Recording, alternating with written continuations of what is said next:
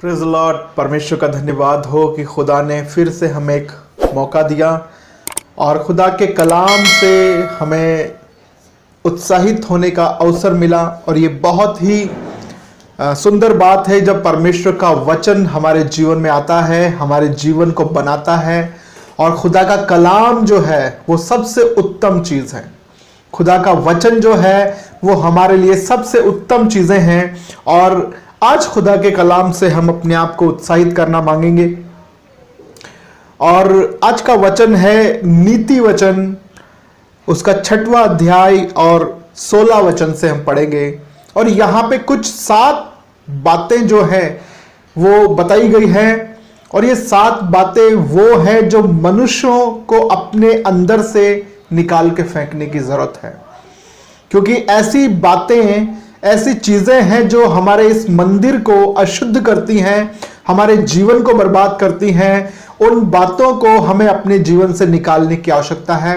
अगर हम एक विश्वासी हैं, अगर हम यीशु के पीछे चलने वाले उसके शिष्य हैं, फॉलोअर्स हैं, तो हमें अपने जीवन को परमेश्वर के भावता हुआ बलिदान करके उसको चढ़ाने की जरूरत है। बहुत मुश्किल होता है, बहुत ही तकलीफ होती है जब अपने आप को बलिदान करना, क्योंकि बलिदान करने में दर्द होता है। अपने आप को मारने और कूटने में दर्द होता है, क्योंकि प्रभु का दास पौलुस कहता है कि मैं अपने आप को मारता हूं, कूटता हूं और वश में लाता हूं।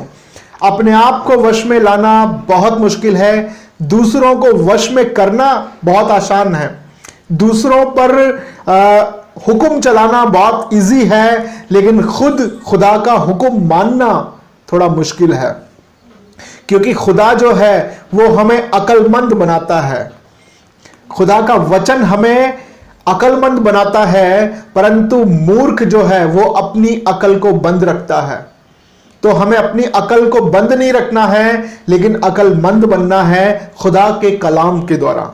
खुदा का वचन जो है वो हमें अक्लमंद बनाता है और हमें एक ऐसा पवित्र भवन, पवित्र मंदिर बनाना मांग रहा है जो खुदा जिसमें रह सके, खुदा जिसमें वास कर सके। तो आइए हम खुदा के कलाम में चलें और अपने आप को उत्साहित करें। और वचन कहता है 6 वस्तुओं से यहोवा बैर रखता है। Praise God. 6 वस्तुओं से यहोवा बैर रखता है, वरन 7 हैं।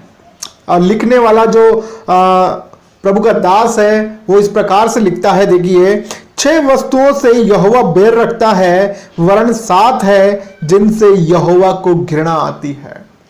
तो मनुष्य के जीवन में ऐसी 7 वस्तुएं हैं जिनसे यहोवा घृणा करता है। तो क्या है वो 7 चीजें जो आज हमें अपने जीवन से निकालकर बाहर फेंकने की आवश्यकता है? कौन सी वो 7 चीजें हैं जो हमें अपने जीवन से निकालने की आवश्यकता है? और खुदा के इस मंदिर को खुदा के रहने योग्य बनाना है, तो हमें ये चीजें अपने जीवन में लाने की आवश्यकता है। क्योंकि शरीर को मारना पड़ेगा, कूटना पड़ेगा, वश में लाना पड़ेगा। इतना आसान नहीं होता, क्योंकि जब तक हम दुआओं में, फास्टिंग में, प्रार्थनाओं में बने रहेंगे तो खुदा हमारे जीवन से प्रसन्न होगा। और जैसे ही हम परमेश्वर की संगति से दूर हो जाएंगे, जैसे ही हम खुदा के रूह से दूर हो जाएंगे, उसके मस्से से दूर हो जाएंगे, तो हम जानते हैं कि शैतान इस ताक में रहता है कि कब किसको फाड़ खाए। शैतान इस ताक में रहता है कि कब किसको फाड़ खाए। इसलिए हमें अपने आप को उत्साहित करने की जरूरत है। और बहुत सुंदर लगता है कि जब दाऊद, प्रभु का दास दाऊद कहता है कि मैं अपने आप को प्रोत्साहित करता हूं। और अपने आप को उत्साहित करना, प्रोत्साहन से भर देना बहुत मुश्किल है। अपने आप को उत्साहित करना बहुत मुश्किल है, लेकिन धन्य है वो व्यक्ति जो अपने आप को उत्साहित कर सकता है, जो गिर कर उठ सकता है। क्योंकि वचन में लिखा है कि धर्मी जन 7 बार गिरेगा, लेकिन वो उठ खड़ा होगा। वो उठकर खुदा के काम के लिए फिर खड़ा हो जाएगा। ये खुदा की मर्जी है, ये खुदा का दिल है। तो आइए हम पढ़ते हैं, वरन 6 वस्तुओं से यहोवा बैर रखता है, वरन 7 हैं जिनसे वे घृणा करता है, अर्थात घमंड से चढ़ी हुई आंख। तो यहोवा को घमंडी मनुष्य कभी पसंद नहीं आते हैं। घमंडी मनुष्य परमेश्वर को पसंद नहीं है, क्योंकि उनकी आंखों में घमंड होता है। पैसे का घमंड, खूबसूरती का घमंड, अच्छे घर मकान दौलत का घमंड, अपनी गाड़ी का घमंड हो सकता है, अपने कपड़े का घमंड हो सकता है, अपने शरीर का घमंड हो सकता है। तो कई प्रकार के घमंड है। खुदा कहता है कि घमंड से चढ़ी हुई आंखें यहोवा को पसंद नहीं आती है। घमंड से चढ़ी हुई आंखें परमेश्वर को पसंद नहीं। घमंड मनुष्य के जीवन को बर्बाद कर देता है, क्योंकि घमंड से सिर्फ नाश होता है। घमंड से विकास नहीं होता, घमंड से नाश होता है, जो मनुष्य के जीवन को बर्बाद कर देता है। और घमंड किसी को भी आ सकता है। नम्र से नम्र दिखने वाले व्यक्ति को भी घमंड हो सकता है, क्योंकि नम्रता और दीनता ये बाहरी चीजें नहीं है, परंतु भीतर से आना चाहिए। बहुत सारे लोग नम्र बनने के लिए बाहरी चोला पहनते हैं कि मैं बहुत नम्र दिखूं। बाहरी अपने आप के वेशभूषा को ऐसा बना लेते हैं कि मैं नम्र बनूं। लंबी सी दाढ़ी बना लेंगे, लंबे बाल बना लेंगे कि देखो मैं एक संत के जैसा दिखूं। परंतु आपके लंबे बाल छोड़ने से, आपकी लंबी दाढ़ी छोड़ने से आप नम्र कभी नहीं हो सकते हैं, क्योंकि नम्र होना परमेश्वर की ओर से आपके पास अनुग्रह होता है। नम्र अपने आप को मार और कूट के बनाया जाता है, क्योंकि बहुत बार हमें कभी कभी छोटी छोटी बातों पे गुस्सा आ जाना, झूठ बोल देना, कई ऐसी गुनाह है जो घमंड को ले आता है। पैसे की बातें, जब खुदा आपको ब्लेस करता है, आशीष देता है, बरकतें देता है, धन और संपत्ति देता है, तो मन में घमंड आ जाता है। लेकिन उस समय भी खुदा के वचन से अपने आप को उत्साहित करने की जरूरत है। परमेश्वर का वचन से दूर नहीं होना। अगर परमेश्वर के वचन से दूर होंगे तो हम नाश हो जाएंगे। हम देखते हैं कि राजा नबूकदनेस्सर राजा, इतना बड़ा राजा होने के बावजूद घमंड उसके अंदर आया और उसने अपने घर की छत पर कुछ कहा, और हम जानते हैं उसका क्या हुआ। लेकिन दाऊद भी राजा था, लेकिन राजा होने के बाद भी वो वाचा के संदूक के सामने नाच रहा था, पागलों के समान, मूर्खों के समान नाच रहा था। और उसकी पत्नी ने भी देखकर उसको मूर्ख ही कहा कि कैसे वो सड़क के ऊपर नाच रहा है परमेश्वर के संदूक के आगे। क्योंकि दाऊद राजा होने के बाद भी खुदा के सामने नम्र था, खुदा के सामने दीन बन रहा था। आज जरूरत है कि हम कितना भी ऊंचे जगह पे चले जाएं, खुदा कितनी भी ब्लेसिंग्स हमें दे दे, परंतु नम्रता हमारे जीवन से जानी नहीं चाहिए। किसी को अपने आप से छोटा समझना नहीं चाहिए, लेकिन उनको रिस्पेक्ट करना चाहिए, आदर करना चाहिए। तो खुदा को घमंड से चढ़ी हुई आंख कभी पसंद नहीं है। और झूठ बोलने वाली जीभ, झूठ बोलने वाली जबान भी परमेश्वर को पसंद नहीं है, क्योंकि जीभ ही है जो पूरे वन में आग लगा देती है। जीभ ही है जो किसी के जीवन को बर्बाद कर सकती है। अपनी जीभ को खुदा के लहू से हमें शुद्ध रखने की जरूरत है। हमको जरूरत है कि मेरी जबान से जब मैं बोलूं तो खुदा का वचन बोलूं, किसी के लिए बोलूं तो मैं आशीष बोलूं, क्योंकि वचन में लिखा है एक ही सोते से मीठा और खारा दोनों पानी नहीं निकल सकता है। आपके इसी जबान से धन्यवाद और श्राप दोनों नहीं निकलना चाहिए, किसी के लिए बुरी बातें नहीं निकलनी चाहिए। तो अपनी जीभ को हमें वश में रखने की जरूरत है। खुदा को इससे घृणा आती है। और निर्दोष का लहू बहाने वाले हाथ, तो खुदा को ऐसे हाथ भी अच्छे नहीं लगते जो दूसरों का लहू बहाने के लिए तैयार हो, उन्हें धोखा देने के लिए तैयार हो, उनकी हानि करने के लिए तैयार हो। आप कितने भी ताकतवर हो सकते हैं, लेकिन खुदा को वो हाथ पसंद नहीं आते। आपके हाथ कितने सुंदर हो सकते हैं, लेकिन वो सुंदर हाथ खुदा को पसंद नहीं आते अगर वो किसी का लहू बहाने के लिए उठते हैं। तो किसी की बर्बादी आप सोचते हैं तो खुदा को वो हाथ पसंद नहीं है। अनर्थ कल्पना करने वाला, गढ़ने वाला मन, तो खुदा को ऐसा मन मनुष्य के अंदर अच्छा नहीं लगता है जो अनर्थ कल्पनाएं गढ़ता रहता है। बहुत बार हम बहुत सारी कल्पनाओं को अपने जीवन में गढ़ते रहते हैं, ऐसी योजनाएं बनाते हैं, ऐसी प्लानिंग करते हैं और अपने मन में व्यर्थ बातों को हम सोचते रहते हैं। खुदा को ऐसे मन वाले लोग अच्छे नहीं लगते। ऐसे मन के साथ चलने वाले खुदा को लोग पसंद नहीं आते, क्योंकि खुदा के लोगों का मन खुदा की ओर होना चाहिए। ऐसा मन जो दूसरों के लिए सोचता रहता है नहीं। अगर हमारा मन, हम एक विश्वासी हैं, तो हमारा मन खुदा की वचन पर होना चाहिए। यहोशू 1:8 में लिखा है कि मैं दिन रात उसी पे ध्यान किए रहता हूं। खुदा के वचन पे, उसकी व्यवस्थाओं पे, उसके कार्यों पर, उसकी बड़ाई के ऊपर आपका मन लगा होना चाहिए। आपको हमेशा इस बात के लिए याद होना चाहिए कि खुदा ने आपके लिए कितने बड़े बड़े काम और आश्चर्य कर्म किए हैं। आप अपने जीवन के पिछले दिनों में जाके देखेंगे तो आप देखेंगे कि खुदा ने कहां से उठाकर कहां रख दिया है आपको।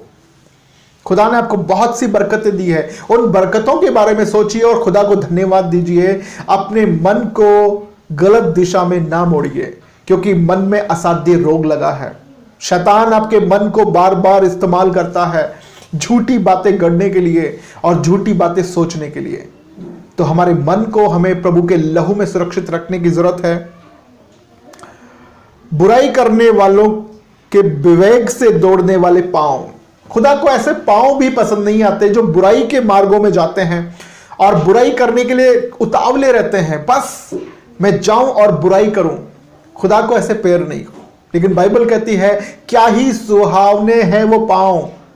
खुदा को वो पांव अच्छे लगते हैं जो सुसमाचार के लिए जाते हैं, जो खुदा की सेवा के लिए जाते हैं, खुदा के कामों के लिए जाते हैं। आज हम अपने पैरों को क्या यूज कर रहे हैं खुदा का? अपने शरीर के अंगों को किस दिशा में यूज कर रहे हैं?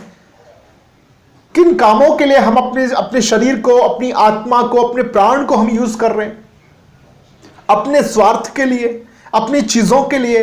लेकिन हमारा शरीर पवित्र आत्मा का मंदिर है।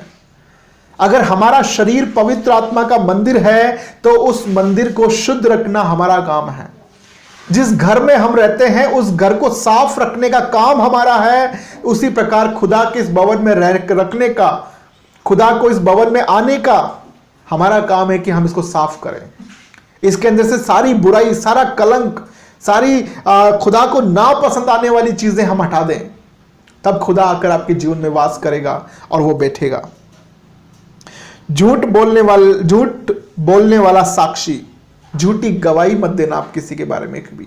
बहुत बार हम सोचते कि ये मेरा बहुत ही प्रिय मित्र है, इसने प्रॉब्लम में मुझे हेल्प की थी, मैं इसके लिए थोड़ा झूठ बोल सकता हूं, मैं इसके लिए झूठी गवाही दे सकता हूं। झूठी गवाही किसी के लिए ना दे।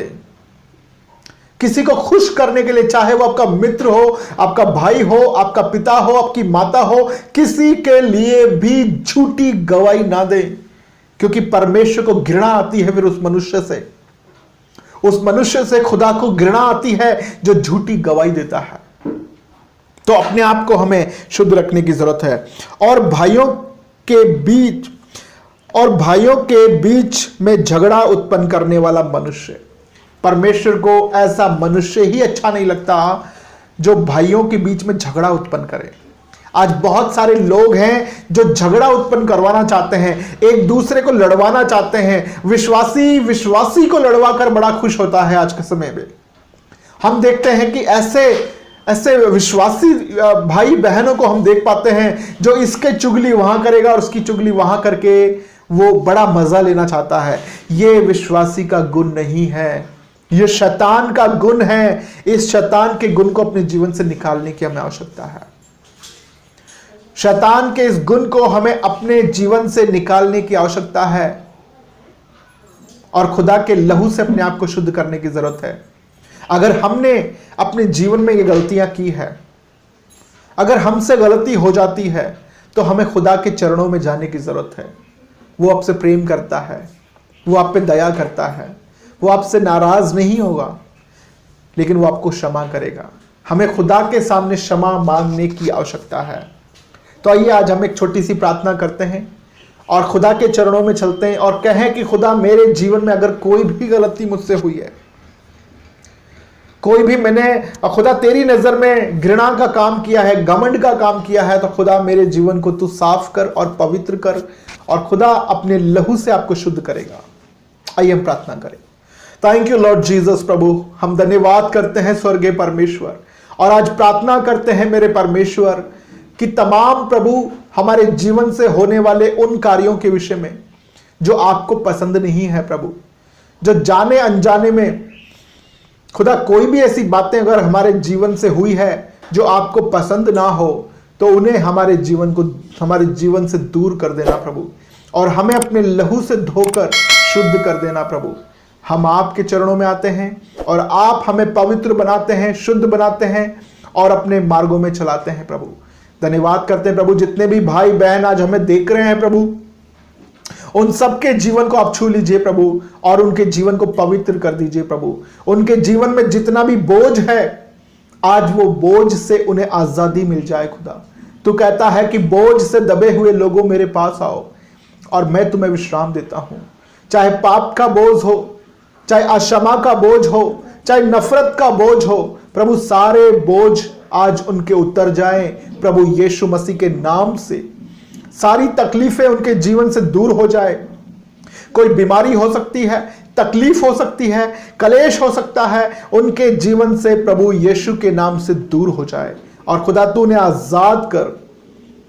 हम सारी महिमा खुदा आपको देते हैं। इस प्रार्थना को प्रभु यीशु के नाम से मांगते हैं, आमीन।